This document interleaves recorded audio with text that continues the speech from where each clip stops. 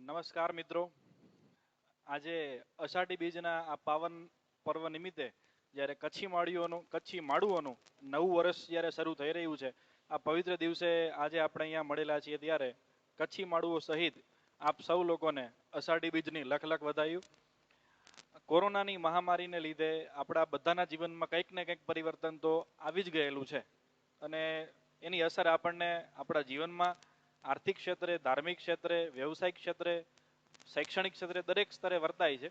તો તેમાંથી આપણું કોમ્પિટિટિવ એક્ઝામનું જે ક્ષેત્ર છે એ પણ બાકાત નથી. તેના પર પણ એની ઘણી બધી અસર વર્તાણી જ છે. તો હવે આની વચ્ચે આપણું ભવિષ્ય શું હશે? આપણે લોકો સતત ને સતત લેખન, વાંચન, મનન આ બધું જ કરતા રહેતા હોઈએ છીએ. આપણા મનમાં આવતા વિચારો છે એ કોમ્પિટિટિવ એક્ઝામને ઓરિએન્ટેડ કેટલા હશે અને એના અનુસંધાને આપણે આપણી સ્ટ્રેટેજી છે એ ડ્રો કરતા હોઈએ છીએ, તેને આપણે અનુસરતા પણ હોઈએ છીએ. પણ અચાનક જે આ મોટો બ્રેક હમણાં આવેલો છે, તો એના પછી આપણે હવે શું કરવું જોઈએ અને મોસ્ટ પ્રોબેબલી ગુજરાત સરકારનું તેના પ્રત્યેનું હવેનું આઉટલુક કેવો હશે, આ વિશે આજે આપણે બધા અહીંયા ચર્ચા કરીશું. પણ સૌથી પહેલાં હું તમને એ કહું કે જ્યારે આપણે ઘણી વખત સાંભળેલું છે કે સિંહ જ્યારે 2 ડગલા પાછળ જાય છે ને પછી એક મોટી તરાપ મારે છે. તો અત્યારે હાલમાં જ્યારે કોઈ પણ પરીક્ષાઓ લેવામાં નથી આવતી, તો ત્યારે આપ સૌ વિદ્યાર્થીઓ કે જે તૈયારીમાં ગડાડૂબ હશો એ બધાને અત્યારે એક મોટો બ્રેક આવેલો છે વચ્ચે. એટલે કે તમે જે તીવ્રતાથી પરીક્ષાની તૈયારી કરતા હતા એ તીવ્રતાની સામે તમે સારું પેપર લખવા માટે તમે સક્ષમ છો, છતાં પણ હાલમાં કોઈ પરીક્ષા લેવાઈ નથી અને કદાચ નજીકના 2 કે 3 મહિના સુધી એવી કોઈ શક્યતા નથી કે પરીક્ષાઓ લેવાશે. એટલીસ્ટ જન્માષ્ટમી પછી અને સૌથી લાંબુ કહીએ તો કદાચ દિવાળી આસપાસ એવું બની શકે કે આપણે જે પરીક્ષાઓનું અત્યાર સુધી આપણે વેઇટ કરીએ છીએ એ પરીક્ષાનું આયોજન છે એ ગુજરાત સરકાર દ્વારા કરવામાં આવે. મોસ્ટ પ્રોબેબલી દિવાળી આસપાસ થઈ જવું જોઈએ. પણ જ્યારે હાલના સમયમાં આપણે જ્યારે 2 ડગલા પાછળ આવ્યા છીએ, તો આપણે એટલા ભરપૂર પ્રયત્નો હવે કરવાના છે ઉત્સાહની સાથે અને આપણું મનોબળ સાચવીને કે જેથી કરીને જ્યારે આપણે પરીક્ષાના ખંડમાં આપણે ઉપસ્થિત થઈએ ને ત્યારે આ બ્રેક દરમિયાન આપણે કરેલી જે મહેનત હોય, આપણે ઉત્સાહની સાથે કરેલો જે જીવન પ્રત્યેનો જે અભિગમ હોય, એથી કરીને આપણી તૈયારી જે છે એ સોળે કળાએ ખીલી ઉઠે. તો આના માટે શું શું કરવું? તો આ વેબિનારની શરૂઆતમાં હું તમને એક નાનકડી એક વાર્તા કહેવા માંગીશ. એક રાજા હોય છે એક નગરમાં. એ નગરનો રાજા છે, એને કોઈ સંતાન નથી અને આપણને બધાને ખ્યાલ છે કે જ્યારે કોઈ રાજાને સંતાન હોય તો કોઈ સક્ષમ વ્યક્તિ જે છે એને પોતે નોમિનેટ કરે કે મારા પછી આ વ્યક્તિ છે એ રાજા બનશે. પણ એક આદર્શ રાજા કેવો હોવો જોઈએ એ આપણને બધાને ખબર છે કે રામ રાજ્યની વિભાવના શું છે એ મુજબ એક આદર્શ રાજા કેવો હોય અને એ પોતાનું રાજ્ય કઈ રીતે ચલાવે કે જેથી કરીને એ સૌથી પહેલા પોતાની પ્રજાનું વિચારે અને પછી પોતાનું વિચારે. એટલે કે ધર્મ અને પ્રજા આ બંને સાથે લઈને ચાલે. તો એ રાજા એક સ્પર્ધાનું આયોજન કરે છે. એ સ્પર્ધામાં ખુલ્લું આમંત્રણ આપવામાં આવે છે કે જે કોઈ પણ વ્યક્તિ છે એ રાજાનો અનુગામી બનવા માંગતો હોય એ આ સ્પર્ધામાં ભાગ લઈ શકે છે. એને કરવાનું શું છે? તો એક કિલોમીટરની રેસ રાખવામાં આવી છે કે અહીંયાથી વ્યક્તિએ ચાલતા ચાલતા જવાનું, 1 કિલોમીટર ચાલવાનું અને જે સૌથી પહેલો વ્યક્તિ છે એક નિયમ નક્કી કરેલી જગ્યા છે, એક દરવાજો ગેટ છે રાજમહેલની બહારનો, ત્યાં પહોંચશે એ વ્યક્તિ વિજેતા બનશે અને એ રાજાનો અનુગામી બનશે. હવે આ 1 કિલોમીટરની સ્પર્ધામાં વચ્ચે શું છે? તમે થોડુંક ચાલશો ને તો આ બાજુ આઈસ્ક્રીમ પાર્લર છે, થોડુંક ચાલશો આ બાજુ સિનેમા છે, થોડુંક ચાલશો તો આ બાજુ એક ક્રિકેટ ને બધી રમતો તમે રમી શકો છો, થોડુંક ચાલશો તો અપ્સરાઓ નાચગાન કરે છે, થોડુંક ચાલશો તો એક હસાયરો અને મુસાયરો ચાલે છે, થોડુંક ચાલશો તો ટિકટોકના વિડીયોઝ છે. આ બધું છે ટૂંકમાં વ્યક્તિના મનોરંજન માટેની જીવનમાં જે કંઈ પણ આનંદ અને પ્રમાદ કરવા માટે જરૂરી હોય એ તમામ આકર્ષણો છે વચ્ચે રાખવામાં આવેલા છે. એટલે 200-300 વ્યક્તિઓ એક સાથે સ્પર્ધામાં ભાગ લે છે. બધાનો ધ્યેય છે કે મારે રાજા બનવું છે. જ્યારે અહીંથી બધા દોડે છે ને ત્યારે 300 દોડે છે. એમાંના અમુક લોકો છે એ ક્યાંક મૂવી જોવા ચાલી જાય છે, અમુક લોકો રમવા ચાલી જાય છે, અમુક લોકો ક્યાંક અપ્સરાઓનો નાચગાન જોવા જાય છે, અમુક સિનેમામાં જાય છે. આ બધું કરતા કરતા કરતા જ્યારે 1 કિલોમીટર પછી દરવાજો આવે છે ને તો એમાંના અમુક લોકો જ રહી જાય છે કે જે છેક સુધી પહોંચ્યા હોય અને એમાંનો એક વ્યક્તિ કે જે આ બધા વચ્ચે આવતા તમામ પ્રલોભનો જે છે એમાં ક્યાંય ધ્યાન ના આપ્યા વિના છેક દરવાજા સુધી પહોંચે છે અને રાજા બને છે. આ સ્ટોરીનું તાત્પર્ય આપણું એ છે કે આપણે 1 કિલોમીટરની જે રેસની વાત કરીને કે જેમાં માત્ર ચાલતા ચાલતા જવાનું છે, કોઈ જ દોડવાનું નથી, તો આપણે બધા હાલમાં એક એવા ફેઝમાં છીએ કે આપણે બધાએ માત્ર ચાલવાનું જ છે. અગાઉ આપણે દોડવા માટે ટેવાયેલા હતા કે જ્યારે આપણી પાસે એક એક્ઝામ લેવાની જે ડેટ હોય ને એની ટાઈમલાઈન હતી કે આ ડેટના દિવસે મારે એક્ઝામ આપવાની છે. પણ હાલમાં કેવું છે, તમારે દોડવાની જરૂર જ નથી. શું કામ? કારણ કે હાલમાં કોઈ તમારી પાસે ડેડલાઈન નથી કે આ દિવસે એક્ઝામ આપવાની. તો જ્યારે આપણી પાસે કોઈ લક્ષ્ય નથી ને આ ડેટના દિવસે, બરાબર, ત્યારે પણ આપણે એવી રીતે દોડવાનું છે કે રસ્તામાં આવતા કોઈ પણ પ્રલોભનો, એટલે કે હાલના સમયમાં શું જોવા મળે છે આપણને કે જેટલા પણ વિદ્યાર્થીઓ કોમ્પિટિટિવ એક્ઝામમાં હતા, તમે સાંભળ્યું હશે કે લોકો ગાંધીનગર ગયા હોય, અમદાવાદ ગયા હોય, આઉટ બીજા કોઈ સેન્ટરમાં ગયા હોય કે જ્યાં જઈને એ લોકો બહુ તીવ્રતાથી તૈયારી કરતા હોય, એ બધા જ આપણને અત્યારે થોડા સુષુપ્ત અવસ્થામાં જોવા મળે છે. અત્યારે લોકો તૈયારી પ્રત્યે થોડો દુર્લક્ષ સેવે છે એમ, એટલે કે ઉત્સાહ ઘટી ગયો છે. તો આવા સમયગાળામાં પણ જો આપણા પ્રયત્નો જે છે ને આપણે જો ટકાવી રાખીશું ને તો જ્યારે ખરેખર એક્ઝામ આવશે ત્યારે આપણું પરફોર્મન્સ છે તેને કોઈ ટક્કર નહીં આપી શકે. એટલે આ પ્રલોભનોને દૂર કરી અને 1 કિલોમીટર પછીની જે વિજય રેખા છે ત્યાં સુધી પહોંચવાનું આપણું લક્ષ્ય હોવું જોઈએ. એટલે આપણા પ્રયત્નો આપણે જે છે એ મુજબ કરવાના છે. તમે તૈયારી દરમિયાન કદાચ ક્યાંક ને ક્યાંક અનુભવેલું હશે. આપણે એવું માનીને ચાલીએ કે તમે છેલ્લા 6-8 મહિના કે 1 વર્ષથી તૈયારી કરો છો, એવું માનીને ચાલીએ, અથવા એના કરતાં જૂની તૈયારી તમારી હશે. તો આ તૈયારી દરમિયાન તમે એવું ઘણું જોયેલું હશે એમ કે તમે કોઈ લક્ષ્ય સેટ કરેલા હોય, ટાર્ગેટ, કે મારે આ મહિના દરમિયાન આ વિષયને આટલો ન્યાય આપવો છે, આ ટોપિક્સ એવા છે કે જે ટોપિક્સ ઉપર મારે વધારે વાંચન કરવાનું છે, અમુક મેથ્સના એવા સમ છે, દાખલાઓ, કે જેના ઉપર તમારે વધારે પ્રેક્ટિસ કરવાની છે, ઇંગ્લિશ લેંગ્વેજમાં ગ્રામરના રૂલ્સ તમારે આત્મસાત કરવાના છે, આવું ઘણું બધું હશે. પણ જે રોજબરોજનું વાંચન હશે ને એમાં તમને ક્યાંક એનો સમય નહીં મળેલો હોય. એવું હશે કે તમારે કોઈ એક ટેસ્ટ સિરીઝ લખવી હશે કે જેમાં 10 પેપર હોય. તમે એવું નક્કી કર્યું છે કે આ મહિનામાં હું 10 પેપર મોક પેપર લખવાનો છું. તમે 5 કે 6 લખી શક્યા હશો, 4 રહી ગયા હશે. ઇટ મીન્સ કે આપણી તૈયારીમાં ક્યાંક ને ક્યાંક આપણે ઓર્ગેનાઇઝડ થવા માંગતા હોઈશું, પણ કદાચ સમયના અભાવે થઈ નહીં શક્યા હોઈએ. તો આપણો અત્યારનો જે સમય છે કે જ્યારે કોઈ એક્ઝામ નજીકમાં નથી, ડેટ ફિક્સ નથી, લેવાની છે એ ફિક્સ છે, ડેટ ફિક્સ નથી હાલના સમયે, તો એવા ટાઈમે આ સમય આપણા માટે ઓર્ગેનાઇઝડ થવાનો છે. તમારામાં ઘણા બધા એવા હશે કે જે લોકોને કરંટ અફેર્સ માટે નોટ્સ બનાવી હશે. સે ફોર એક્ઝામ્પલ, જે સબ્જેક્ટ તમારા સ્ટ્રોંગ છે એમાં નોટ્સ બનાવવાની જરૂર નથી, પણ જે સબ્જેક્ટ એવા છે કે જે તમારા માટે થોડો મહાવરો માગી લે છે, તમારો એ એરિયા થોડો વીક છે, જે વીક સબ્જેક્ટ છે, તો એ સબ્જેક્ટ એક્ઝામ ટાઈમે તમે ફટાફટ રિવાઇઝ કરી શકો એટલા માટે તમારે નોટ્સ બનાવી હશે. આવું તમે વિચારેલું હશે, પણ કોરોનાના સમયગાળા પહેલા એ તમે થોડા સમયના અભાવે કદાચ નહીં કરી શકતા હો. તો અત્યારના સમયગાળામાં આપણે ઓર્ગેનાઇઝડ થવાનું છે.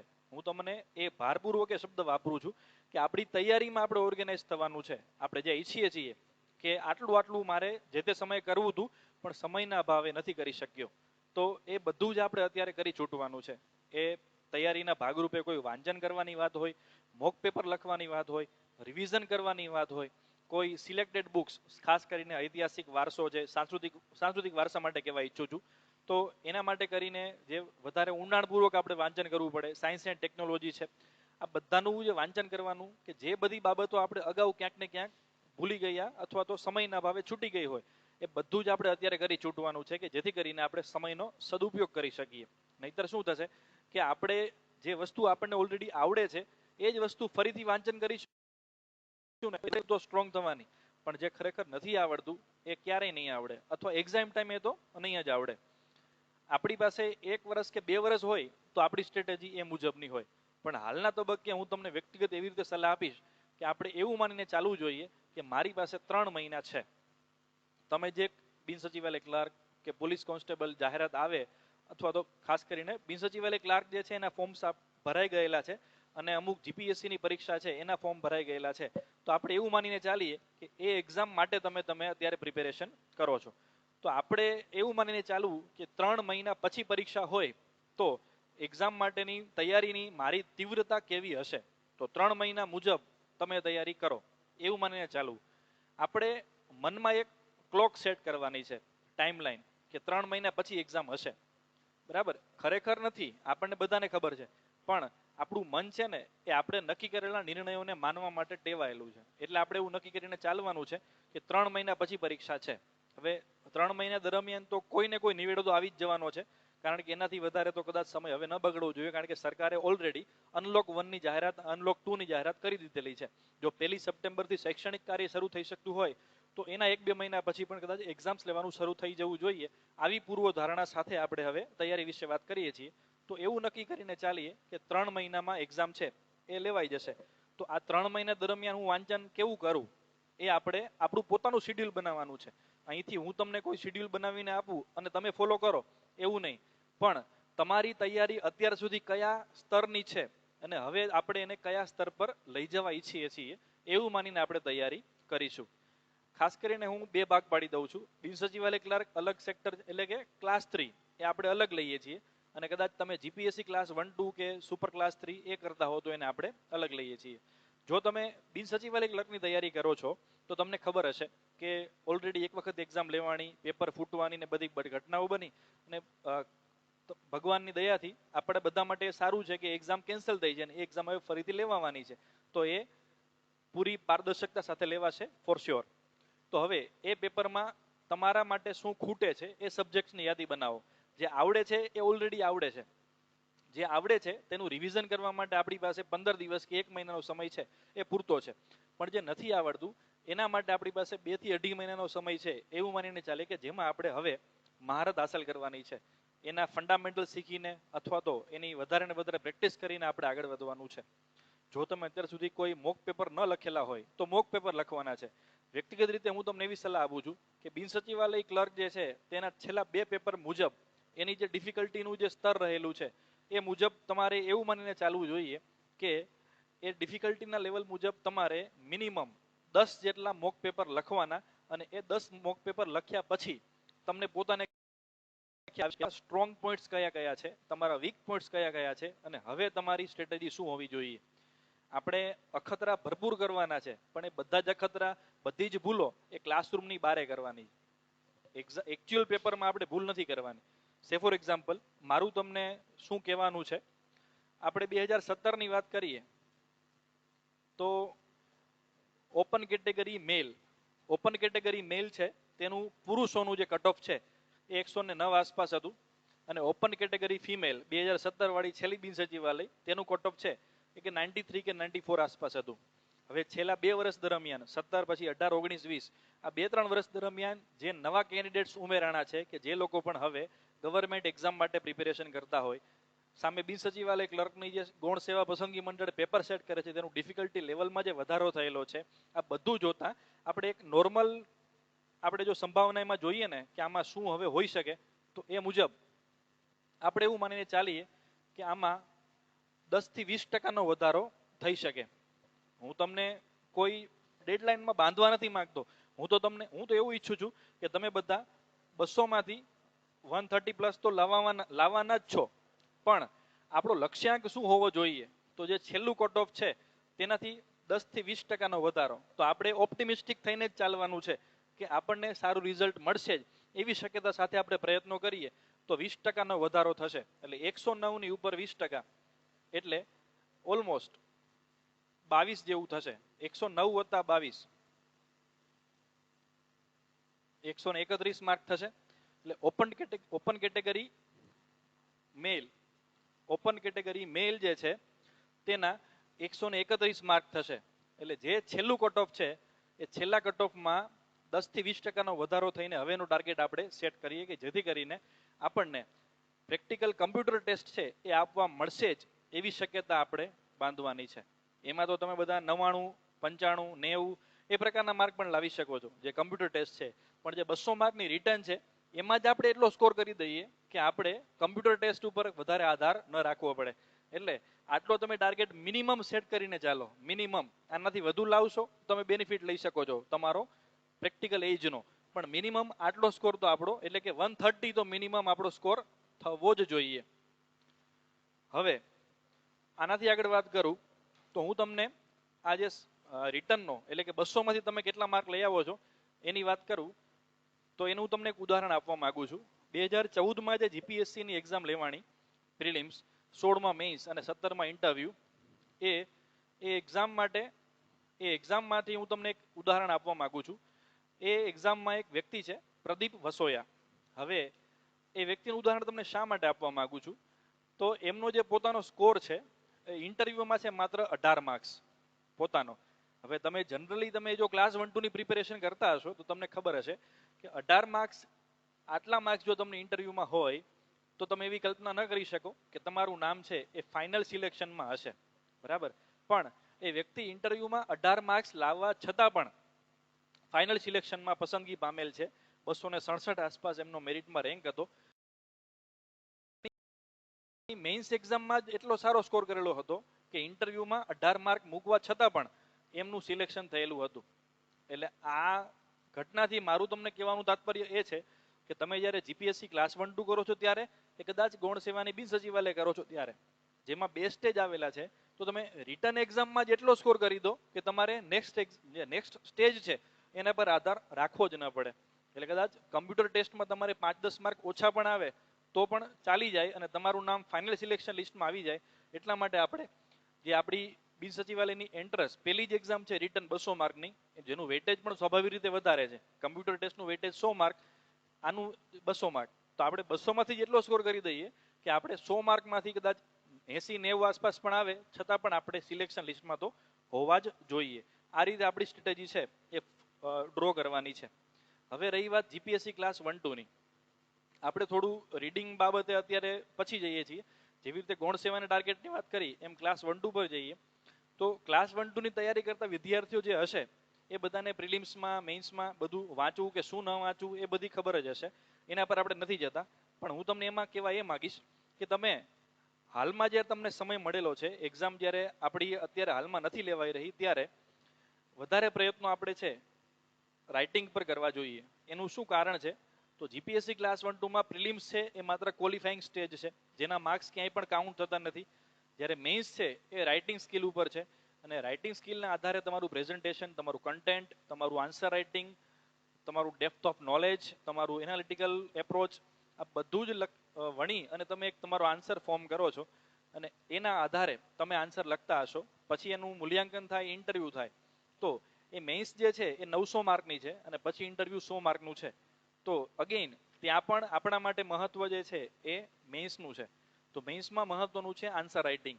તો સામાન્ય રીતે જ્યારે સિવિલ સર્વિસની પ્રિપેરેશન કરવાવાળા 10 લોકો હોય તો એમાંથી કદાચ 7 લોકો એવા હોય છે, 3 એવા નીકળે કે જે આન્સર રાઇટિંગની પ્રેક્ટિસ પણ કરતા હોય.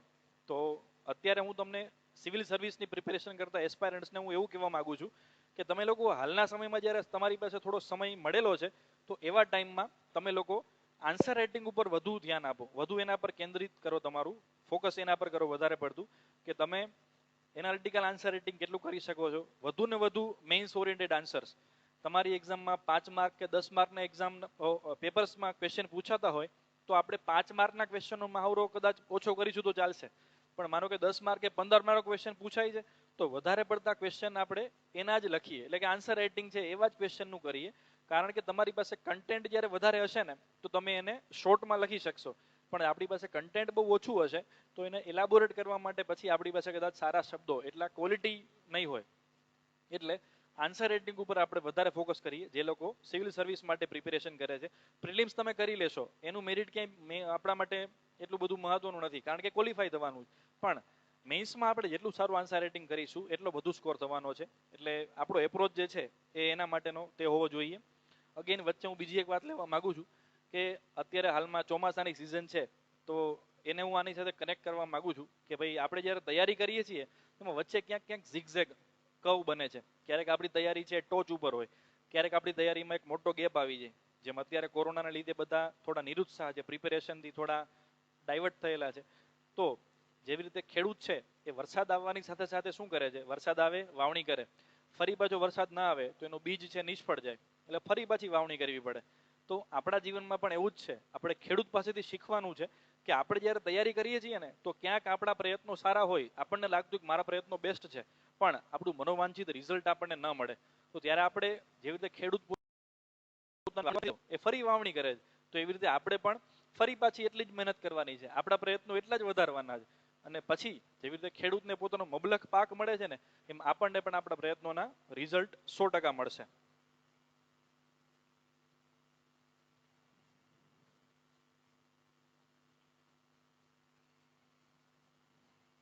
તમને ખ્યાલ હશે કે તમે જ્યારે પરીક્ષા આપો છો ને, આપણે આજે વિષય ઉપર નથી જતા કારણ કે હું અત્યારે એવું કહેવા માંગુ છું કે આપણે પ્રિપેરેશનમાં કમબેક કરવાનું છે. અથવા તો જે લોકોએ આઉટ ઓફ ટ્રેક નથી ગયા, એમને ટકી રહેવાનું છે. તમને ખ્યાલ હશે કે તમે જ્યારે પેપર અટેમ્પ્ટ કરતા હો ને ત્યારે કોઈ ક્વેશ્ચન તમારી સામે આવે તો તમને એવું લાગતું હશે કે આ ક્વેશ્ચનનો જવાબ મને, ક્વેશ્ચન છે એની નીચે 4 આન્સર છે, ઓપ્શન છે ઇન શોર્ટ, તો આપણને એવું લાગતું હોય કે 4માંથી આ 2 ઓપ્શન તો નથી જ, સાચો જવાબ તો આ 2માંથી ક્યાંક છે, આવું લાગતું હોય. ક્યારેક એવું લાગે કે સાચો જવાબ ખબર નથી પણ આવું મેં ક્યાંક વાંચેલું છે.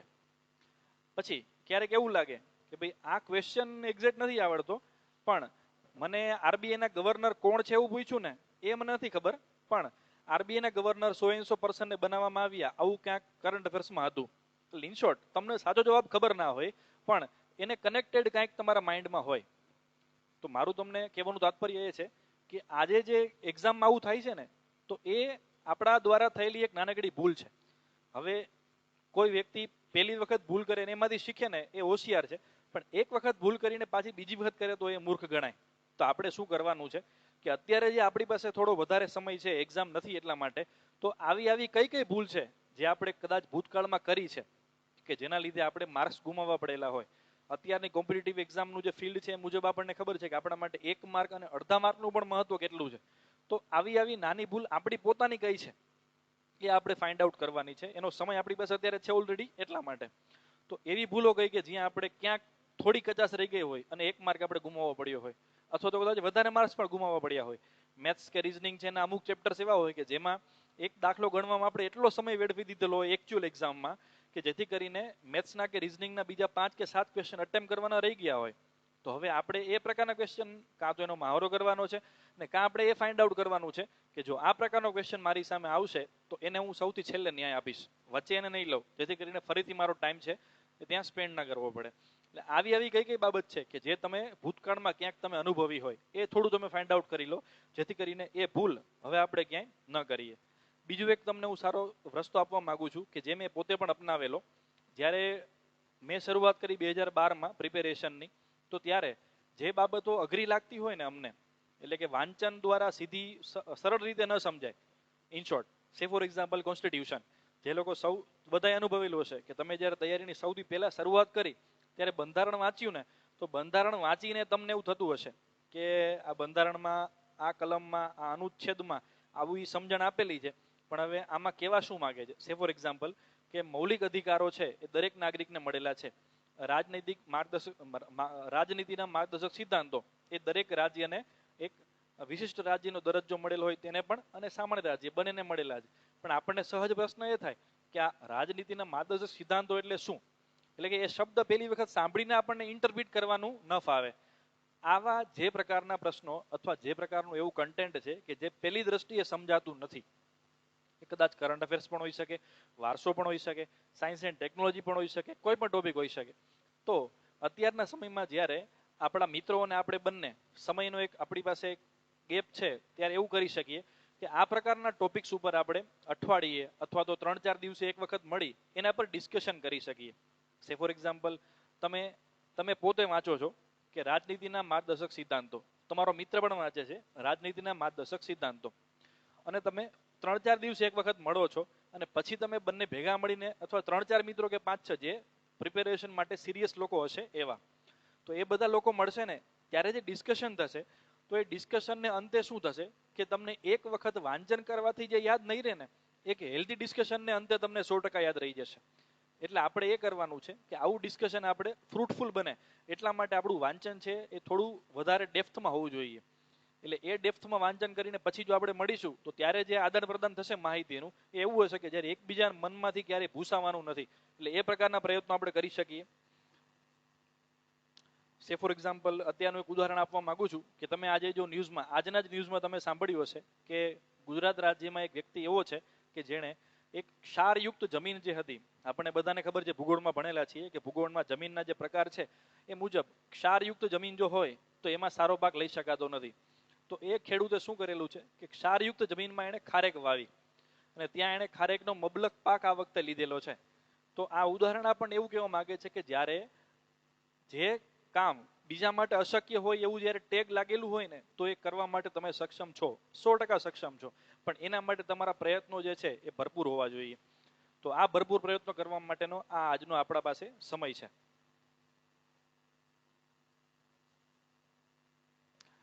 એક સારું કોટેશન છે થોરોનું, વિશ્વના સારા વિચારકો પૈકીનો એક છે થોરો, કે the most valuable thing in the world is time. કે સૌથી કિંમતી વસ્તુ જો દુનિયામાં કોઈ હોય તો એ સમય છે. તો આ સમય જ્યારે તમને મળેલો છે ત્યારે તમે એને જરા પણ વેડફી ન દેશો અને તૈયારીને એક નવો ઓપ આપો અને આ કોમ્પિટિટિવ એક્ઝામમાં ફરીથી તમે આગળ વધી શકો એના માટે આપણે હજુ પણ આગળ જવાનું છે. સે ફોર એક્ઝામ્પલ બિન સચિવાલય ક્લાર્ક માટે આપણે વિષયોની સૂચિ ઉપર જઈએ તો ગુજરાતી ભાષા, અંગ્રેજી ભાષા, મેથ્સ, રિઝનિંગ આ બધા સ્ટેટિક પોર્શન છે. કેવા સ્ટેટિક પોર્શન? કે જે બિન સચિવાલય ક્લાર્કમાં પણ છે અને જીપીએસસી ક્લાસ 1-2 માં પણ છે. તો હવે આપણે જ્યારે જીપીએસસી ક્લાસ 1-2 ની તૈયારી કરતા હોઈએ તો એ સબ્જેક્ટને આપણે જેટલા ડેપ્થમાં ભણીશું ને તો એ ડેપ્થમાં ભણેલા સબ્જેક્ટ આપણને બિન સચિવાલય ક્લર્કમાં કામ આવવાના જ છે. તો આપણે શું કરીએ કે જેટલી એક્ઝામ આપણે ટાર્ગેટ કરીએ છીએ એ બધી એક્ઝામમાંથી આપણે અમુક સબ્જેક્ટને કોમન કાઢીએ કે ભાઈ આ બધી જ એક્ઝામમાં આટલા આટલા સબ્જેક્ટ તો છે જ, અને પછી એ એક્ઝામના સબ્જેક્ટને અત્યારે આપણે તૈયાર કરીએ. આનાથી શું થશે કે જે એક્ઝામના ફોર્મ્સ ઓલરેડી ભરાઈ ચૂકેલા છે અથવા તો જે જીપીએસસીના કે ગૌણ સેવાના કેલેન્ડરમાં છે તો એ એક્ઝામ જ્યારે પણ આવશે ત્યારે આપણો આ સ્ટેટિક પોર્શન જે છે ને એ એકદમ સ્ટ્રોંગ હશે. તો આપણે પછી નવો જે ટોપિક હશે, સે ફોર એક્ઝામ્પલ કરંટ અફેર્સ, તો કરંટ અફેર્સ પછી તમારે થોડું અપડેટ કરવું પડશે. બાકી એના સિવાય છેલ્લા 1 વર્ષનું કરંટ અફેર્સ તમને ખ્યાલ જ હશે. તો આ બધું જે છે સ્ટેટિક પોર્શન એટલે કે ઇતિહાસ છે, ભૂગોળ છે, ઇકોનોમિક્સ છે, આ બધું એવું છે કે જે ક્યારેય બદલવાનું નથી. સે ફોર એક્ઝામ્પલ ઇતિહાસનો પિતા હેરોડોટસ, તો 2001માં પણ એ જ હતો, 10માં પણ એ જ હતો, 20માં પણ એ જ છે. આ નર્યું સત્ય છે. તો આ પ્રકારનું ફેક્ચ્યુઅલ નોલેજ જે છે તે આપણે અત્યારના સમયમાં ફરીથી રિવાઇઝ પણ કરી શકીએ અને એના સિવાય જે આપણને નથી આવડતું તે આપણે થોડું અપડેટ પણ કરી શકીએ.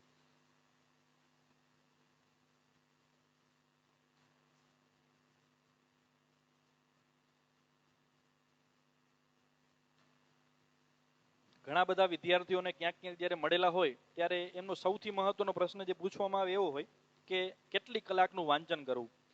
તો આ તબક્કે હું તમને કહેવા એ માંગુ છું કે આપણે કેટલી કલાકનું વાંચન કરીએ ને એ જરા પણ મહત્વનું નથી, પણ કેવું ક્વોલિટી રીડિંગ કરીએ એ મહત્વનું છે. તો કરો શું કે તમને દિવસમાં 4 કે 5 કલાક જો ક્વોલિટી રીડિંગ મળતું હોય તો એટલું કરો. એટલે કે તમારું મન કે તમારી બુદ્ધિ એટલો ટાઈમ સ્થિર રહે તો 5 કલાક વાંચો, પણ ક્વોલિટી રીડિંગ કરો.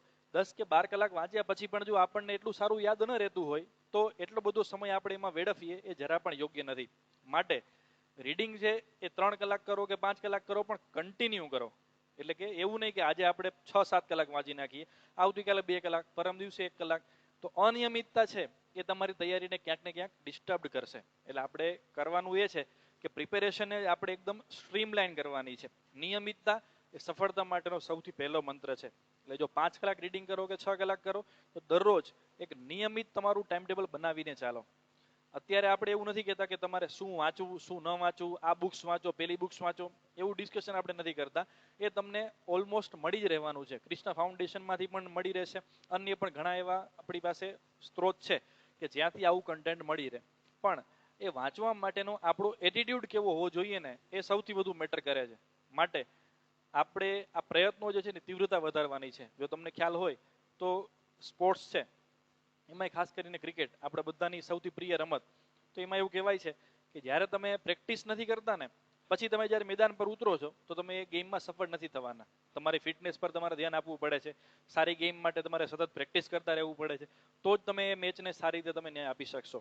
તો એ સતત પ્રેક્ટિસ જો ક્રિકેટમાં પણ કરવી પડતી હોય તો આ નિયમ દરેક ક્ષેત્રમાં લાગુ પડે છે કે નિયમિતતા તો તમારે આ ફિલ્ડમાં રાખવી જ પડશે. એના જેવું જ એક બીજું ઉદાહરણ તમને આપવા માંગુ છું કે આવતીકાલે તમારે ક્રિકેટનો મેચ રમવાનો હોય અને તમે આજે ફૂટબોલની પ્રેક્ટિસ કરશો તો તમે સફળ થશો? તમારામાંના ઘણા આપણું આવતીકાલે ફૂટબોલનો મેચ હોય તો આપણે પ્રેક્ટિસ પણ ફૂટબોલની કરવી જોઈએ. તો હું તમને કહેવા એ માંગુ છું કે જ્યારે આપણી ઓરિજિનલ એક્ઝામ છે એ એવી છે કે જેમાં એક પ્રશ્ન અને 4 ઓપ્શન છે, તો પછી અત્યારે આપણે માત્ર રીડિંગ જ કરી રાખીએ, વાંચન જ કરી રાખીએ, પણ એક પ્રશ્ન અને 4 ઓપ્શન આ પ્રકારના પેપરનો ક્યારેય મહાવરો કરીએ જ નહીં તો પછી સફળ થવાના ચાન્સ કઈ રીતે આપણે માપી શકીએ? માટે આપણે પેપરનો મહાવરો કરવો કમ્પલસરી છે. અને છેલ્લા 4 થી 5 વર્ષમાં ગુજરાત રાજ્યમાં ખાસ કરીને ગુજરાત સરકાર દ્વારા લેવાતી ભરતી પરીક્ષાઓમાં જે ચેન્જીસ આવેલા છે, ડિફિકલ્ટી લેવલમાં જે વધારો થયેલો છે એ મુજબ તો પેપર પ્રેક્ટિસ કરવી અત્યંત જરૂરી છે. માટે કોઈ પણ એક્ઝામ આપો, ક્લાસ 3ની પીએસઆઈ આપો, ગૌણ સેવાની બિન સચિવાલય આપો કે જીપીએસસીની કોઈ પણ એક્ઝામ આપો, મિનિમમ 10 જેટલા મોક પેપર લખ્યા પછી જ આપણી એકચ્યુઅલ એક્ઝામમાં આપણે અપિયર થઈએ ને, આવો લક્ષ્યાંક લઈને દરેક વિદ્યાર્થીએ ચાલવું જોઈએ. આ મારો અંગત અનુભવ છે. આ વાત મેં પોતે અનુભવેલી છે ને આપની સાથે શેર કરું છું કે તમે મોક પેપર બને એટલા આપો. કારણ કે જેટલી પણ આપણે ભૂલો કરવી છે, જેટલા પણ આપણે અખતરાઓ કરવા છે, એ બધા આપણે મોક પેપરમાં કરવા છે. ઓરિજિનલ એક્ઝામમાં આપણે કોઈ જ ભૂલ ન થવા દેવી હોય તો બધું જ આપણે અત્યારે ચકાસી લેવું જોઈએ. માટે આ બધું જ તમે અત્યારે કરી લો. એનાથી આગળ જઈને કહું તો ઘણા વિદ્યાર્થીઓ એવું કહેતા હોય છે કે અમે તો હમણાંના ન્યૂ કમર્સ છીએ, અને ઘણા બધા વિદ્યાર્થીઓ 2, 3, 4, 5 વર્ષથી તૈયારી કરે છે, તો પછી આ એક્ઝામમાં અમે ક્યાંથી ટકી શકીએ.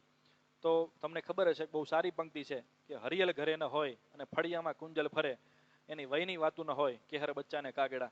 કે સિંહનું બચ્ચું હોય એ નાનું હોય કે પછી મોટું થઈ જાય, એ ગમે ત્યારે હુમલો કરવા માટે સક્ષમ હોય જ છે. એટલે આપણું જે નોલેજ છે એ નોલેજને રજૂ કરવા માટેની, નોલેજની પરીક્ષા આપવા માટેની કોઈ ક્યારેય ઉંમર નથી હોતી. એ 20 વર્ષે પણ આપી શકાય, 25 વર્ષે પણ આપી શકાય અને 30 વર્ષે પણ આપી શકાય. આપણા ગુજરાત રાજ્યમાં જ જોઈ લો તો 35 વર્ષે યુપીએસસી ક્લિયર કરવાવાળા આઈપીએસ લીના પાટીલ પણ છે, અને 32 વર્ષે યુપીએસસી ક્લિયર કરવાવાળા મમતા પોપટ પણ છે, અને 22 વર્ષે મામલતદાર બની જવાવાળા અક્ષર વ્યાસ પણ છે, 25 વર્ષે આઈપીએસ બની જવાવાળા સફીન હસન પણ છે. એટલે એવું કંઈ મેટર નથી કરતું કે તમારી એજ કઈ છે. એટલે ઇરિસ્પેક્ટિવ ઓફ યોર એજ આપણે તૈયારી પર ફોકસ કરવાનું છે. આપણું લક્ષ્ય જે છે એ માત્ર એક જ હોવું જોઈએ, એનાથી વિશેષ કંઈ મેટર નથી કરતું. સે ફોર એક્ઝામ્પલ, મહાભારતનો એક કિસ્સો મને યાદ આવે છે કે જ્યારે દ્રુપદ રાજાના દરબારમાં તરણેતર ખાતે જ્યારે મત્સ્યવેદની ઘટના બને છે, તો એ મત્સ્યવેદ વખતે ખાસ કરીને અર્જુન જે છે, એ અર્જુન પોતે અજ્ઞાતવાસ દરમિયાન હોય છે અને પોતે બ્રાહ્મણના વેશે રહેતા હોય છે અજ્ઞાતવાસ દરમિયાન. તો એ બ્રાહ્મણના વેશે જ્યારે હોય એટલે ભગવાન કૃષ્ણનું આમંત્રણને માન આપીને એ પોતે, એટલે કે ભગવાનની લીલાના એક ભાગરૂપે અર્જુન જે છે એ ત્યાં મત્સ્યવેદની જે જગ્યા છે ત્યાં પહોંચે છે. તો ત્યારે ઘણા બધા બાણાવળી ક્ષત્રિયો, જેમાં કર્ણ પણ એક હતો, એ બધા બાણાવળીઓએ પ્રયત્ન કરવા છતાં પણ કર્ણને બાકાત રાખતા બાકીના ક્ષત્રિયો જે છે એ બધાએ પ્રયત્ન કરવા છતાં પણ જ્યારે મત્સ્યવેદ નથી કરી શકાતો, તો બધા જ ક્ષત્રિયની હાજરીમાં એક બ્રાહ્મણ, અર્જુન પોતે એક બ્રાહ્મણ થઈને જ્યારે આવેલો હોય, તો એ મત્સ્યવેદ કરી બતાવે છે. તો કહેવાનું તાત્પર્ય મારું એ છે કે સફળતા છે એ ક્યારેક કોઈ એક લિમિટેડ વર્ગ જે છે એના પૂરતી મર્યાદિત હોતી જ નથી. સફળતા એ તમારા પ્રયત્નોનું પરિણામ છે. તમે કેટલી તીવ્રતાથી પ્રયત્ન કરેલા છે એનું પરિણામ છે. એટલે જે કરવું છે એ પૂરી તીવ્રતાથી કરો. તમારે ક્લાસ 3ની તૈયારી કરવી છે તો એ પૂરી તીવ્રતાથી કરો, અને ક્લાસ 1, 2 કરવું છે તો એ પણ પૂરી તીવ્રતાથી કરો. આ ફિલ્ડ, કોમ્પિટિટિવ એક્ઝામનું ફિલ્ડ એક એવું છે જે તમારી પાસેથી જીવનના 3 વર્ષ માગી લેશે, 3 કે 4 વર્ષ મિનિમમ માગી લેશે. તો અત્યારે કોરોનાનો આ ટાઈમનો જે ગેપ આપણી સામે આવેલો છે, એ દરમિયાન આપણી પોતાની આ ધૈર્યની પરીક્ષા છે કે આપણે કેટલામાં ટકી જઈએ છીએ. જ્યારે બીજા બધા જ લોકો પ્રવાહની દિશામાં જતા હોય, ત્યારે જ્યારે એક દરિયામાંથી મોજું આવે ને, તો એ મોજાની સામે જે ટકી જાય એ જ વ્યક્તિ જીવનમાં આગળ વધી શકે, અને બાકીના બધા થપાટથી આમ ફેંકાઈ જાય અને પછી એ લોકોનું કંઈ જીવન હોતું નથી, એને કંઈ પરિણામ મળતું નથી. તો અત્યારનો જે સમય છે આપણે એવું માનીને ચાલવાનું છે કે દરિયાના પાણીમાં આવેલી એક આ એવું મોજું છે કે જે આપણને ક્યાંક લઈને જાય છે. તો હવે એ પાણી થપાટ આપણને ક્યાંક પાડી ન દે, આપણે એક મેઇન સ્ટ્રીમમાં સાવ ફેંકાઈ ન જઈએ, એટલા માટે આપણે સતત ને સતત પ્રયત્ન કરતા જ રહેવાના છે.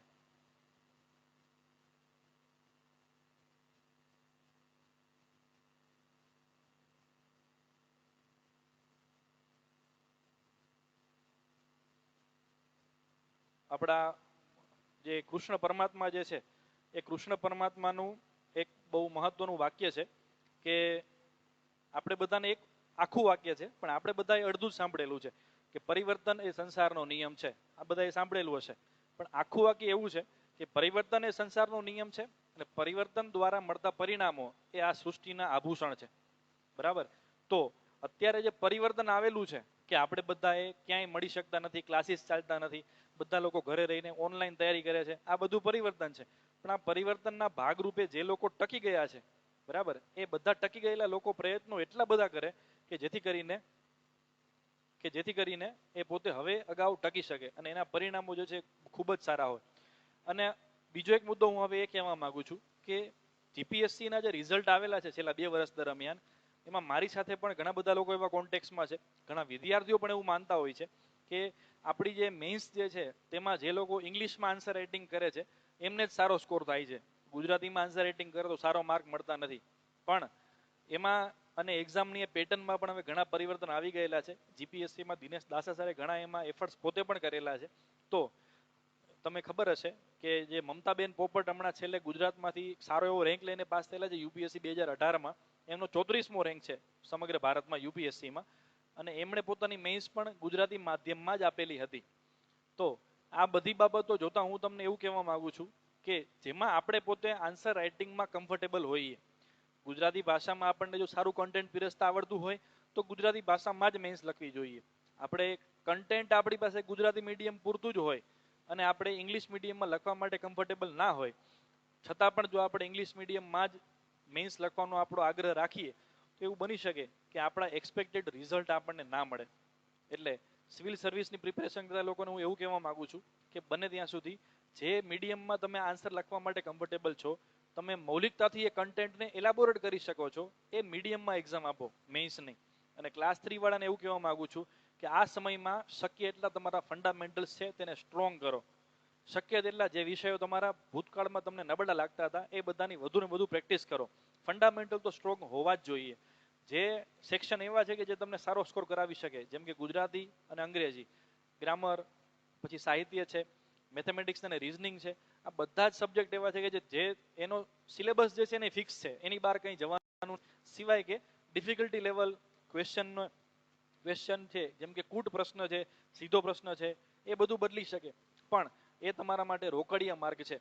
બને ત્યાં સુધી એની પ્રેક્ટિસ એટલી બધી કરો કે જે તમારી નબળાઈ ન બનતા તમારો એક સ્ટ્રોંગ પોઈન્ટ બની જાય. કારણ કે આપણા મોટાભાગના વિદ્યાર્થીઓ એવા હોય છે કે જે મેથ્સ અને ઇંગ્લિશ આ બંનેમાં ઘણા વીક હોય અને ત્યાં સ્ટેટિક પોર્શન હોવા છતાં પણ સારો સ્કોર ન કરી શકતા હોય. તો બને એટલો મહાવરો એવો કરો એમાં કે જેથી કરીને હવે જ્યારે એક્ઝામ આવે ને તો ત્યાં આપણે માર્ક ન ગુમાવીએ. હવે હું એવું ઈચ્છું કે તમે કદાચ આ વિડીયો દરમિયાન, લાઈવ વિડીયો દરમિયાન જે પ્રશ્નો પૂછેલા હોય એમાં હું તમને ન્યાય આપી શકું. કોઈએ પૂછેલું છે કે કરંટ અફેર્સ માટેની સારી બુક કઈ?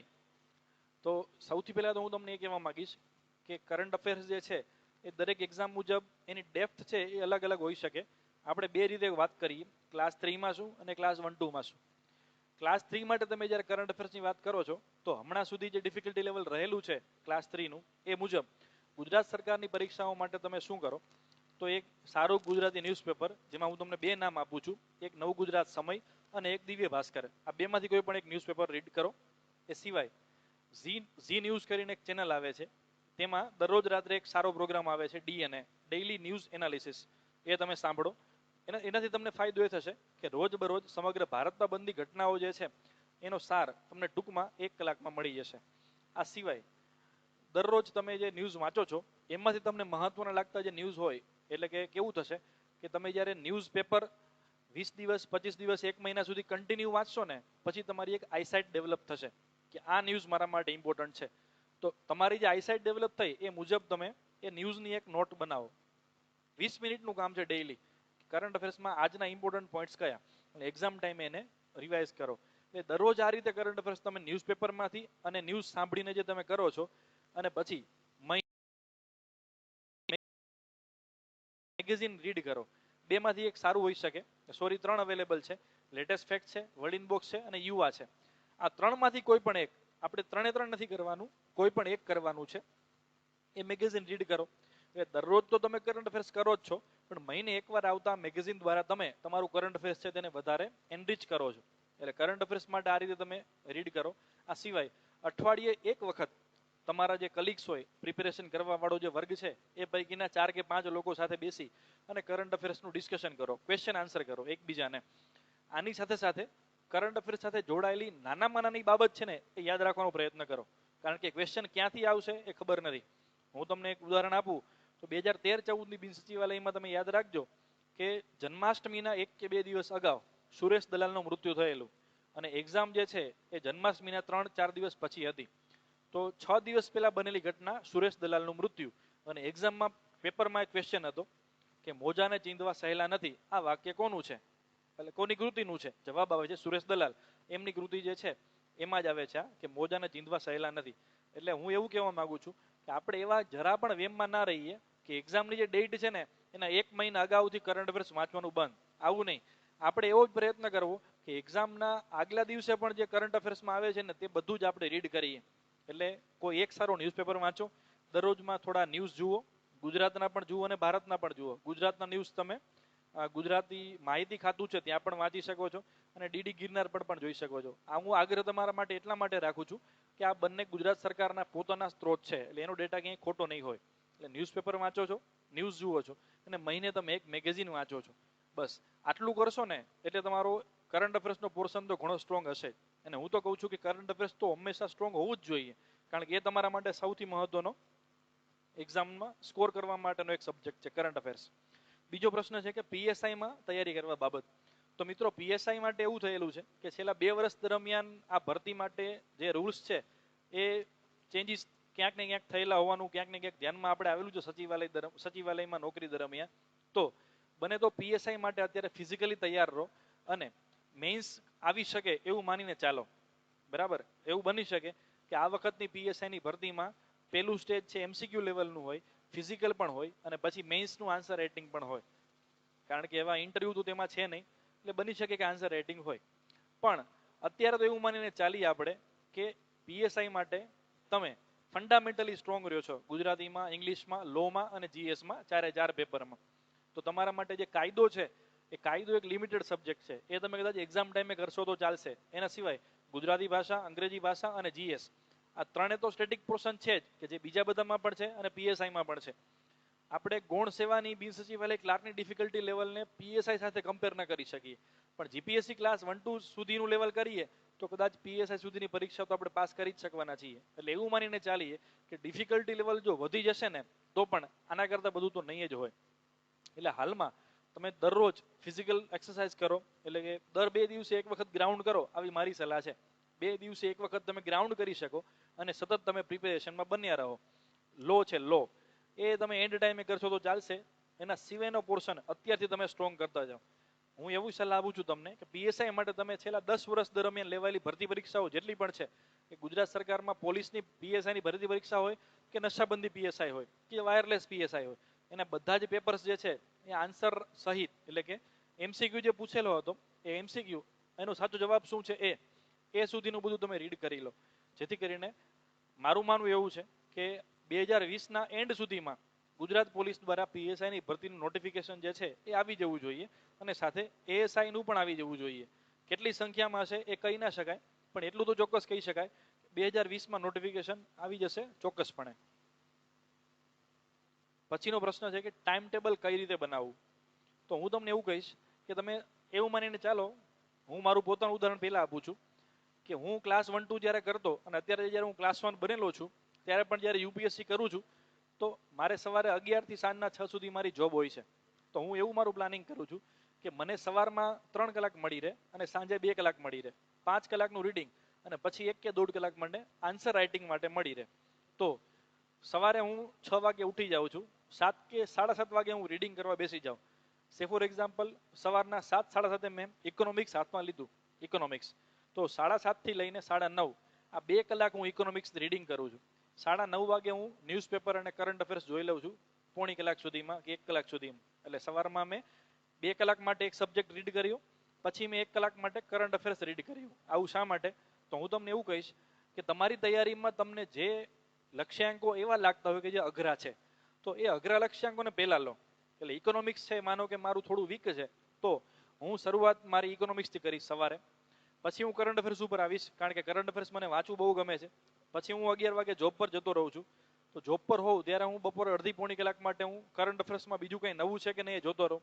એટલે કરંટ અફેર્સ માટે મેં સવારે 1 કલાક આપીએ અને દિવસ દરમિયાન મને જ્યારે પણ સમય મળ્યો ત્યારે હું એક એપ્લિકેશન છે ઇન શોર્ટ્સ, ઇન શોર્ટ્સમાં મને 50 થી 60 શબ્દોમાં આજની બનેલી ઘટના છે એ સીધું મને બતાવી દે છે. ઇન્ડિયાનું જ આવશે, એમાં ગુજરાતનું નહીં આવે, પણ એટલીસ્ટ આપણે જ્યારે નોકરી પર કે સ્કૂલમાં કે કોલેજમાં હોઈએ ત્યારે એટલીસ્ટ આપણે કરંટ અફેર્સમાં ભારત લેવલે તો લાઈવ રહી શકીએ, એવી સારી એપ્લિકેશન છે. બીજી એક છે તેમાં જીકે, એક સારી એપ્લિકેશન છે કેરિયર ફોરમ, ત્યાંથી મળી જશે તમને. તો એ બધું તમે ઓન ધ જોબ કે સ્કૂલમાં કોલેજમાં જોઈ શકો. પછી સાંજે 7 વાગે રીડિંગ કરવા બેસું તો 7 થી લઈને મને રાતના 9-9:30 સુધી બીજો સબ્જેક્ટ લઉં. એટલે સવારે મેં ઇકોનોમિક્સ લીધું છે તો પછી રાત્રે હું હિસ્ટ્રી કે જીઓગ્રાફી લઈશ. એટલે 2 કલાક કે અઢી કલાક મેં હિસ્ટ્રી જીઓગ્રાફી વાંચેલું છે. પછી જ્યારે 10:30-11 મને એવું લાગે છે કે હવે કદાચ હું થોડો થાકી ગયો છું અને મને ઊંઘ આવે છે, તો 11 વાગે આપણે આન્સર રાઇટિંગ તરફ વળીએ. એટલે આપણે 1 કલાક માટે રાઇટિંગ કરીએ. પ્રિલિમ્સ માટે તો રીડિંગ કરીએ છીએ, એનું પેપર પ્રેક્ટિસ આપણે રવિવારે કરીએ, પણ ડેઈલી 1 કલાક આપણે રાઇટિંગ માટે આપીએ. હવે તમને એવું લાગશે કે રાઇટિંગ માટેના સોર્સ કયા, તો કદાચ શરૂઆતમાં તમને પ્રશ્ન થશે કે રાઇટિંગ શેના પર કરવું. તો તમે શરૂઆત એવી રીતે કરો કે દિવ્ય ભાસ્કર કે નવગુજરાત સમયમાં જે તંત્રીલેખ આવતો હોય, એ તંત્રીલેખ જે સબ્જેક્ટ પણ આવે ને, જે વિષય પર તંત્રીલેખ આવે એ વિષયને એકવાર વાંચી લેવાનો. સે ફોર એક્ઝામ્પલ એવું કહેવામાં આવ્યું કે હાલમાં ભારત સરકારમાં અર્થતંત્રમાં જે મંદી જોવા મળે છે, એના પરિણામે સરકારે જે રાહત પેકેજ આપેલું છે તેની અસરો આપણને એમએસએમઈ સેક્ટર પર આવી જોવા મળી છે. લોકોને રોજગારી મળી છે. જે નોર્મલ વ્યક્તિ જે છે એને પેટ્રોલના વધતા ભાવથી આટલી અસર પડે છે, પરિવહન પર આટલી અસર થઈ છે, મોંઘવારી વધી છે, ફુગાવો વધ્યો છે. આવું જેટલું તમે વાંચો છો, પછી તમે જે વાંચ્યું ને એને 1 કલાક દરમિયાન એક A4 સાઇઝના પેજ ઉપર આગળ અને પાછળ બંને સાઈડ મોટું કન્ટેન્ટ આવે એટલું એલાબોરેટ કરો કે તમે જે વાંચ્યું એને તમે હવે એનાલિટિકલી કઈ રીતે તમે એને આન્સર ફોર્મમાં કન્વર્ટ કરશો. એટલે આન્સર રાઇટિંગ શરૂઆત આવી રીતે કરો. પછી ધીમે ધીમે તમારી એક આઈસાઇટ ડેવલપ થતી જશે કે ભાઈ આ પ્રકારનો ક્વેશ્ચન જ પૂછાઈ શકે. સે ફોર એક્ઝામ્પલ આપણે વાત કરીએ, 2 પ્રકારના ક્વેશ્ચન હોય. તમને એવું પૂછવામાં આવે કે છત્રપતિ શિવાજીનું અષ્ટપ્રધાન મંડળ સમજાવો. તો એ અષ્ટપ્રધાન મંડળ કેવું છે એ ઓલરેડી ઇતિહાસમાં છે જ, એમાં તમારે કંઈ નવું નથી આપવાનું. જે ઓલરેડી તમે વાંચેલું છે એ જ દેવાનું છે. પણ તમને એવું પૂછવામાં આવે કે વૈશ્વિક અર્થતંત્રમાં આવતા પરિવર્તનોની સામે ભારત દેશ જે છે તેનું અર્થતંત્ર સારી રીતે ઊભું છે, એના માટે તમે તમારા વિચાર વ્યક્ત કરો. તો આ વખતે તમારે તમારી મૌલિકતા દેવાની છે, એનાલિટિકલ એપ્રોચ દેવાનો છે. એટલે આન્સર રાઇટિંગ ઉપર દરરોજ 1 કલાક આપો. 2 કલાક એક સબ્જેક્ટને, 2 કલાક બીજા સબ્જેક્ટને, 1 કલાક કરંટ અફેર્સને. દિવસની 6 કલાક તમે નિયમિત પ્રિપેરેશન કરો. બસ એનાથી વધુ થઈ શકતું હોય તો પછી ડેવલપ કરો. હું એવું કહું છું કે ટાઈમ ટેબલમાં શરૂઆતમાં તમે 2-3 કલાક રીડિંગ કરો, 2-3 કલાક નિયમિત થાવ, પછી 4 કલાક, પછી 5 કલાક, એમ ધીમે ધીમે તમારી કલાકો વધારો, તમારી ક્ષમતા વધારો. કારણ કે મન જે છે એ ડેવલપ થવા માટે ટેવાયેલું છે. પણ એક વખત નિયમિત થઈ જાવ પછી એમાં વચ્ચે ક્યાંય ગેપ ના પાડો. એટલે કે એને સતત તમે વળગી રહો નિયમિતતાને. પછીનો પ્રશ્ન છે કે જોબ સાથે તૈયારી કેમ કરવી. તો મિત્રો હું તો એવું કહું છું કે જોબ સાથે તૈયારી કરવી ને સૌથી સહેલું કામ છે. એનું કારણ કે તમારી પાસે એક શ્રેષ્ઠ વિકલ્પ છે જ, તમે સાવ ઘરે નથી બેઠા. પ્રશ્ન ખાલી એટલો છે કે જોબનું ટાઈમિંગ અને આપણી પ્રિપેરેશન આ બંને વચ્ચે બેલેન્સ કેમ કરવું, આ સૌથી મહત્વનું છે. એટલે આપણે કરવાનું એ છે કે સૌથી પહેલી વાત તો એ કે આપણા જીવનમાં આપણે હાલની નોકરીમાં જે છીએ તે સંતુષ્ટ નથી અને કોઈ સારા સ્ટેજ ઉપર જવા માંગીએ છીએ ને, આ બાબત સતત ને સતત આપણા બેક ઓફ ધી માઇન્ડ ચાલતી રહેવી જોઈએ. એટલે મનમાંથી ક્યારેય ભૂલાવવું ન જોઈએ કે મારે આ તો બનવું જ છે. એટલે એ સતત મગજમાં રહે. એ સિવાય જોબ પર તમે છો એ દરમિયાન એવા ટોપિક્સ લઈ લો, જે મેં તમને કીધું કે કરંટ અફેર્સ છે, ઇનશોર્ટ્સ છે, MCQ ક્યાં આવી જાય છે, ડેઈલી ક્વેશ્ચન અમુક વેબસાઇટ પર આવતા હોય છે, મોબાઈલમાં તમે જોઈ શકો છો. આ બધું ડેઈલી કરો. પછી જ્યારે તમે ઘરે આવો છો તો ઘરે આવીને તમે દિવસની બસ 5 કલાક કાઢી લો. બસ સવારથી 3 કલાક તમારા માટે બેસ્ટ ઓપ્શન છે. જે અઘરા વિષયો છે એ સવારે લો, જે થોડા સહેલા વિષયો છે સાંજે લો. પણ ઇન શોર્ટ પ્રિલિમ્સ એક્ઝામ માટે રજા મૂકવી જરૂરી નથી. તમારી નોકરી દરમિયાન તમે તૈયારી કરીને પ્રિલિમ્સ કાઢી લેશો. પછી પ્રિલિમ્સ કાઢી લીધા પછી મેઇન્સ જે છે એના માટે તમે રજા મૂકશો કમ્પલસરી, કારણ કે જેથી કરીને તમે મેરિટમાં આગળ જઈ શકો. જે લોકો નોકરી કરે છે એ લોકો આવો દ્રષ્ટિકોણ રાખે અને સાથે સાથે રવિવાર અને શનિ રવિનો ઉપયોગ એટલો બધો કરે કે એમને રિવિઝન પણ સારું થઈ જાય અને મોક પેપર પણ ઘણા બધા લખાઈ જાય. એટલે બનશે શું કે જે લોકો સવાર તૈયારીમાં નવા હશે એ લોકોને એક સ્ટ્રેટેજી નહીં હોય, એ લોકોને ઘણા પ્રશ્નો હશે, એ લોકોને પ્રિલિમ્સનો કોઈ એપ્રોચ નહીં હોય, એને નોટ્સ બનાવવી પડશે કારણ કે સબ્જેક્ટ વીક હશે. પણ જે લોકો કોઈ નોકરીમાં છે એમને નોટ્સ બનાવવાની જરૂર નહીં પડે, એ લોકો વધુ ને વધુ વાંચન કરે.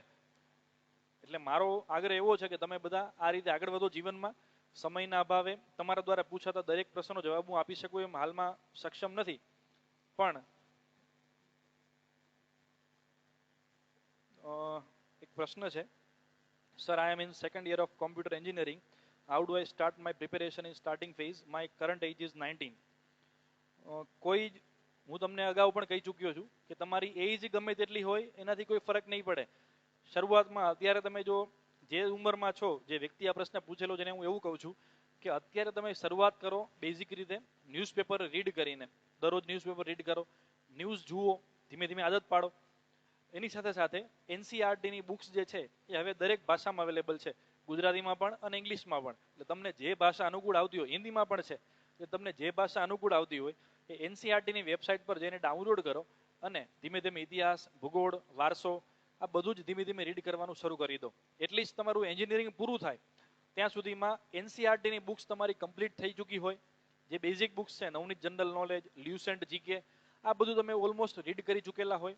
અને કરંટ અફેર્સમાં તમે કેમ બની રહો એટલા માટે ન્યૂઝપેપર રીડ કરવાની અને ન્યૂઝ સાંભળવાની અને એમાં કોમ્પિટિટિવ એક્ઝામ ઓરિએન્ટેડ ન્યૂઝ કયા છે એ ઓળખવાની એક તમારી આઈસાઇટ ડેવલપ થઈ ચૂકી હોય તો એન્જિનિયરિંગ તમારું કમ્પ્લીટ થશે ત્યાં સુધીમાં તમે પ્રિપેરેશનમાં એક સારા સ્ટેજ ઉપર હશો કે જ્યાંથી પછી તમારે હવે મેઇન્સ ઉપર જ જવાનું હશે. પ્રિલિમ્સ ઓરિએન્ટેડ તમારો એપ્રોચ ઓલરેડી ડેવલપ થઈ ચૂકેલો હશે.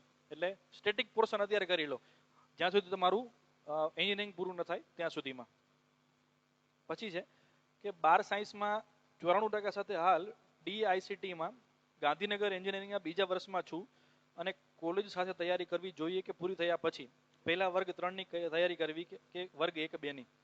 તો હું તમને એવું કહેવા માંગીશ કે તમે જે કંઈ પણ કોર્સ અત્યારે કરો છો, એન્જિનિયરિંગ હોય કે પછી બીકોમ, બીસીએ, કોઈ પણ કોર્સ હશે, પણ દિવસમાં એટલીસ્ટ 3 કલાક તો તમે કાઢી શકો.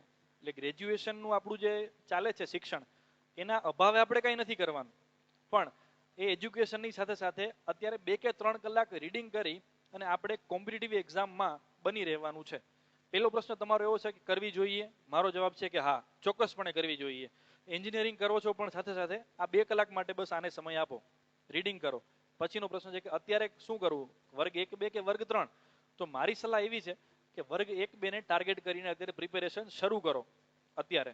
એટલે અત્યારે પ્રિપેરેશન તમે ક્લાસ 1-2ને જ ધ્યાનમાં રાખીને કરો. પછી ઇન બિટવીન જે કંઈ પણ ભરતી પરીક્ષા આવે વર્ગ 3ની કે વર્ગ 1-2ની, તો એ ભરતી પરીક્ષામાં તમારી એજ અને ક્વોલિફિકેશન મુજબ અપિયર થાવ. મારે વર્ગ 1-2 જ બનવું છે, વર્ગ 3 નથી બનવું, આવો નિર્ણય જાતે ન લઈ લો. એક વખત વર્ગ 3ની પરીક્ષા પાસ કરી અને પછી કહો કે મારે આ નોકરી કરવી છે કે નથી કરવી. પણ પહેલેથી એક માઇન્ડસેટમાં ન ચાલો કે મારે તો વર્ગ 3 કરવું જ નથી. બરાબર? એટલે એન્જિનિયરિંગ દરમિયાન તમે જ્યાં છો એ દરમિયાન દિવસમાં કાઢી શકતા હો તો મિનિમમ 2-3 કલાક તો એટલીસ્ટ રીડિંગ માટે કાઢી શકાશે ફોર શ્યોર. આ મારો જાત અનુભવ છે. પછી તમારું એન્જિનિયરિંગ પૂરું થઈ જાય પછી તમે એ નિર્ણય લેવા માટે સક્ષમ હશો કે જો તમે 3 વર્ષ કે 2 વર્ષ માટે દરરોજ 2 કલાક રીડિંગ કરી અને અત્યાર સુધીમાં જેટલું જ્ઞાન આત્મસાત કરેલું છે તો હવે તમારે કોમ્પિટિટિવ એક્ઝામમાં કઈ એક્ઝામને વધુ ટાર્ગેટ કરવી. પણ શરૂઆતના 2 વર્ષ કે 3 વર્ષ રીડિંગ કરો છો જ્યારે સ્ટેટિક પોર્શન માટે, કરંટ અફેર્સ માટે, તો એક લક્ષ્ય સીધું બનાવીને લો કે મારે આ જ કરવું છે. બસ પ્રિપેરેશનમાં લાઈવ રહ્યો એટલે તમે ગ્રેજ્યુએશન થશે ત્યાં સુધી તમે એટલા મેચ્યોર ઇનફ 100% હશો કે તમે તમારો નિર્ણય લઈ શકો. બિન સચિવાલય માટે ઇંગ્લિશમાં કઈ બુક સારી છે? તો હું સૌથી પહેલા એવું કહીશ કે ધોરણ 10 અને 12માં આવતી અતુલ પ્રકાશનની જે રેડી રેકનર હોય છે તેમાંથી તમે એક તો ગ્રામરના બેઝિક રૂલ્સ છે એ વ્યવસ્થિત સમજી લો. એની સાથે સાથે એન્જલ એકેડમી જે છે તેનું લીથો મટીરિયલ આવે છે એમાંથી તમે સારી એવી પ્રેક્ટિસ કરી લો. એટલે રેડી રેકનર દ્વારા તમારા બેઝિક્સ ફંડા ક્લિયર થઈ જશે અને પછી જે એન્જલ એકેડમી વાળું લીથો મટીરિયલ છે એમાં તમને ભરપૂર પ્રેક્ટિસ મળી રહેશે ગ્રામરની. એ સાથે સાથે છેલ્લા 10 વર્ષના જે પેપર છે બિન સચિવાલય, કોન્સ્ટેબલ, પોલીસ જેટલા પણ હોય ગુજરાત સરકારના ક્લાસ 3ના, એ બધાના પેપરમાં પૂછાયેલા ઇંગ્લિશના ક્વેશ્ચન વિથ આન્સર એક નોટ બનાવી લો. એટલે શું થશે કે ભૂતકાળના ક્વેશ્ચનથી તમને એક આઈડિયા મળશે કે ટ્રેન્ડ કેવો હશે. એટલે ઇંગ્લિશ છે એ પ્રેક્ટિસનો સબ્જેક્ટ છે, બને એટલી વધુ પ્રેક્ટિસ કરો, એટલું જ કહેવું છે મારે. પછી છે જીપીએસસી મેઇન્સ માટે ઇંગ્લિશની તૈયારી કઈ રીતે કરવી? ઓકે, એ જવાબ હું અગાઉ આપી ચૂક્યો છું. પ્રિપેરેશન 5 વર્ષથી છોડી દીધી હોય તો એને પછી ચાલુ કેમ કરવી અને કરવી તો ક્યાંથી ચાલુ કરવી જેનાથી ફાયદો મળે? તો હું એવું કહીશ સુતિલભાઈ કે તમે ઓલરેડી પ્રિપેરેશનના મોડમાં હતા જ, એટલે મારે તમને એવું નથી કહેવાનું કે તમે તૈયારી શરૂ ક્યાંથી કરો, પણ હું તમને એટલું જરૂર કહીશ કે હવે બસ માઇન્ડસેટ ડેવલપ કરો કે મારે પ્રિપેરેશન તો કરવી જ છે કોઈ પણ ભોગે. તો શરૂઆત બેઝિક્સથી કરો, એટલે કે જીસીઆરટી, એનસીઆરટી, કરંટ અફેર્સ ત્યાંથી કરો. પછી ધીમે ધીમે જે સિલેબસ છે, તમે જે એક્ઝામને ટાર્ગેટ કરો છો, તમારી પાસે હાલમાં એક ગવર્મેન્ટ જોબ તો છે જ, તો પછી તમે જે એક્ઝામને ટાર્ગેટ કરો છો એ એક્ઝામનો સિલેબસ શું છે એને ધ્યાનમાં રાખો, એ મુજબની બુક્સનું રીડિંગ કરો. તમારી જોબ મુજબ હું એવું કહીશ સુતિલભાઈ કે દિવસમાં પહેલા 2 કલાક કાઢો, પછી 3 કલાક કાઢો, પછી 4 કલાક કાઢો, પણ શરૂઆત કરંટ અફેર્સથી કરો. અને જીસીઆરટી કે એનસીઆરટીની બેઝિક બુક્સથી કરો. શરૂઆત અહીંથી કરશો એટલે તમારો ધીમે ધીમે કોન્ફિડન્સ ડેવલપ થશે. બીજું કે તમારા જીવનમાં આવતા એવા પ્રલોભનો જે હોય કે જે તમારો ટાઈમ વેસ્ટ કરતા હોય એ બધાને દૂર કરી નાખો. મનમાં કોઈ નબળો વિચાર તો આવવો જ ન જોઈએ. અને બેઝિક્સ બુક્સથી શરૂઆત કરો એટલે ધીમે ધીમે તમને કોન્ફિડન્સ 100% આવશે. પછી પેપર પ્રેક્ટિસ પર જાઓ. અને આઈ વિશ કે તમે સુધીલભાઈ પાસ કરો અને ગુજરાત રાજ્યમાં પાછા ફરો. લાસ્ટ ક્વેશ્ચન આપણે લઈએ છીએ કે જીપીએસસીમાં એથિક્સ સબ્જેક્ટના ક્વેશ્ચન્સના કન્ટેન્ટ નથી મળતો, ઇવન એ સબ્જેક્ટ સમજવામાં પણ અઘરો લાગે છે, એના માટે શું કરવું? તો એથિક્સ એક એવો સબ્જેક્ટ છે વાઢેરભાઈ કે એ સબ્જેક્ટ માત્ર ને માત્ર કન્ટેન્ટ નથી માંગતો, પણ એ એવું ઈચ્છે છે એથિક્સમાં જીપીએસસી કે તમે જ્યારે અધિકારી બનશો તો અધિકારી બન્યા પછી તમારો એપ્રોચ જનતા પ્રત્યે, પ્રજા પ્રત્યે કેવો હશે, એટલે તમારો આઉટલુક, તમારું ઇનર સેન્સ કેવી છે ને એ તમારી પાસે જાણવા માંગે છે. એટલે એમાં તમે એવું કરો કે તમારી આસપાસ બનતી ઘટનાઓ જે છે ને એ આસપાસ બનતી ઘટના પણ ક્યાંક ને ક્યાંક એથિક્સ સાથે કનેક્ટેડ તો છે ને છે, 100% છે. તો ત્યાં તમારી પાસે કન્ટેન્ટ લિમિટેડ હશે. સે ફોર એક્ઝામ્પલ કે ભાવના એટલે શું, લાગણી એટલે શું, પછી જાહેર વહીવટમાં દેશભક્તિ અથવા તો રાષ્ટ્ર ભાવનાનું મહત્વ શું છે, અને એક આદર્શ બ્યુરોક્રેટ પાસેથી કેવી આશા રાખી શકાય, આવું કંઈ હોય તો તમારી પાસે એક રાષ્ટ્ર ભાવના એટલે શું, ભક્તિ એટલે શું, લાગણી એટલે શું, આ બધાનું એક ડેફિનેશન ક્યાંક ને ક્યાંક હશે. પણ આ લાગણી કેવી હોય ને એ પ્રકારના થોડા ઉદાહરણ ક્યાંક ને ક્યાંક જે બનેલા હોય એને આપણા આન્સર રાઇટિંગમાં ક્યાંક ઇન્ક્લુડ કરવાનો પ્રયત્ન કરો. સે ફોર એક્ઝામ્પલ કે આપણે એવું કહીએ કે ભાવના એટલે શું, જાહેર વહીવટમાં લાગણી એટલે શું, જાહેર વહીવટમાં ભાવનાત્મકતા એટલે શું, ભાવનાત્મક બુદ્ધિમત્તા એટલે શું, તો એમાં ક્યાંક આપણે લઈ શકીએ કે સે ફોર એક્ઝામ્પલ કે વ્યક્તિના જીવનમાં એક જે ભાવનાત્મકતા હોય છે એના એક ભાગ તરીકે હમણાં તાજેતરમાં કેરળમાં બનેલી ઘટના કે એક હાથી છે એને જે પેલું અનાનસ ફટાકડાવાળું ખવડાવી દેવામાં આવેલું, તો એક પ્રાણી જગત પ્રત્યે આપણી પોતાની સંકલ્પના જે છે એની સાથે આપણો જે લગાવ જે છે ઘટતો રહેલો છે.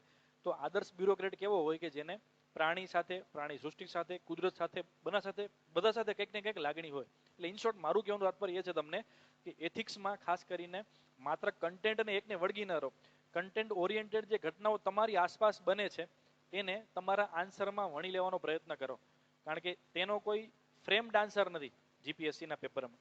એ તમે કેટલો મૌલિકતાથી આપો છો ને એના આધારે તમને સ્કોરિંગ મળતું હોય છે. એટલે બને એટલા સાચા કિસ્સા બનેલા હોય એને આન્સરમાં ક્યાંક લઈ આવો. બની શકે આપણી પાસે સાચા કિસ્સા હોય પણ ખરા અને ન પણ હોય, પણ જો તમે થોડા પ્રયત્ન કરશો ને આઈસાઇટ ડેવલપ કરશો ને તો એથિક્સના દરેક ટોપિકમાંથી ક્યાંક ને ક્યાંક તો કંઈક મળી જ રહેશે. કાં તો આપણા પોતાના અનુભવ મુજબના કિસ્સા હશે ને કાં તો ક્યાંક વાંચેલા કિસ્સા મળી જશે. પણ આવું આન્સર રાઇટિંગમાં થોડું લાવશું ને તો સ્કોર ચોક્કસ થવાનો. હવે થોડા સમયના અભાવે આપણે આ વેબિનારને અહીંયા જ પૂર્ણ કરીએ છીએ. આવનારી ભરતી પરીક્ષામાં તમે તમારી મહેનત જે છે એ આમ જ જાળવી રાખશો અને તમે જ્વલંત સફળતા હાંસલ કરશો આવી મને સંપૂર્ણ આશા છે. અને હંમેશા હું આપણી સાથે જોડાયેલો છું, ભવિષ્યમાં પણ જોડાયેલો રહીશ. આપના પ્રશ્નોના સમાધાન માટે હું મારાથી બનતો પ્રયત્ન મેં કરેલો જ છે, અને છતાં પણ મારાથી કંઈ ભૂલ રહી ચૂકી હોય એવું બની શકે. પણ આપ બધા જ તમારી પ્રિપેરેશન એક એવા લેવલ પર લઈ જશો કે જ્યારે ભવિષ્યમાં ગુજરાત સરકાર દ્વારા એક્ઝામનું આયોજન કરવામાં આવશે ત્યારે તમે બધા જ લોકો આ સમયનો સદુપયોગ કરી અને પરીક્ષામાં બન્યા રહેશો, સારું રિઝલ્ટ પણ મેળવશો અને જ્વલંત સફળતા હાંસલ કરશો એવી આશા સાથે વિરમું છું. એક મારી બહુ સારી એક પંક્તિ મને ગમતી તમારી સાથે શેર કરું છું સૌથી છેલ્લે. એક સારી રચના છે જેનો મારો મેઇન્સમાં સબ્જેક્ટ ગુજરાતી સાહિત્ય છે એટલે મને એ ગમશે. ભરી સપના આંખોમાં અમે આવ્યા આ ઘરમાં, મારા જીવન પથની નદીઓ વહી લાવ્યા સાગરમાં, મારા ઘરના તુલસી ક્યારે થોડા સપના વાવ્યા હતા, થોડા મુરઝાયા, થોડા ખીલ્યા, થોડા અડધા ઉગ્યા હતા. નવી મોસમના સંગમાં અમે ભેગા આવીશું, નવી આશાના સંગમાં નવા સપના વાવીશું. સપનાના વાવેતર, સપનાના વાવેતર. એટલે જે સપનાના વાવેતર તમે પોતે કરેલા છે, તમારા માતા પિતાએ કરેલા છે, તમારા કોઈ સ્નેહીજને કરેલા છે, તો તમારા પોતાના સપનાને માટે આ મહેનત કરો, તમારા પોતાના સપનાને માટે આ વાંચન કરો, તનતોડ મહેનત કરો. જો તમારું પોતાનું સપનું ન હોય અને તમારા કોઈ માતા પિતા કે સ્નેહીજન એવું ઈચ્છતા હોય કે તમે કંઈક બનો, તો જ્યારે થાકી જાઓ ત્યારે એને યાદ કરો કે જે સપનાનું વાવેતર એમણે કરેલું છે એમાં મહેનતરૂપી ખાતરનું સિંચન મારે કરતું રહેવાનું છે. તો ઈશ્વર પણ એમાં વરસાદરૂપી પાણી આપશે અને એમાં મબલક પાક ઉગશે. સફળતાનો સ્વાદ એકવાર ચાખવા મળશે ને પછી જીવન કંઈક અલગ જ હશે. પણ એ સફળતાનો સ્વાદ મળે એટલા માટે ભરપૂર પ્રયત્ન આપણે કરવાનો છે. તો ભગવાન શ્રી કૃષ્ણ પરમાત્મા આ તમને અથાગ મહેનત કરવાની શક્તિ આપે, પુરુષાર્થ કરવા માટેની એક દિશા આપે એવી આશા સાથે વિરમું છું. જય શ્રી કૃષ્ણ, જય હિન્દ, જય ભારત.